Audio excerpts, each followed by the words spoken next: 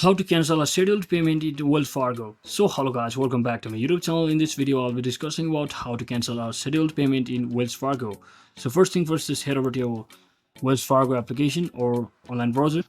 So once you log into your Wells Fargo online banking account or your Wells Fargo mobile app, just locate the option that is transfer and payments, which is something like this at the bottom of your screen, bottom navigation bar. And once you select that, just look for the scheduled payment you want to cancel, and it might be under view or edit or view or delete for each transfer listed under transfer and payment activity. So there are actually three types of payment you could cancel. So it could be single scheduled payment or recurring payment or GL payment. So just select the payment, then look for an option to delete or cancel it.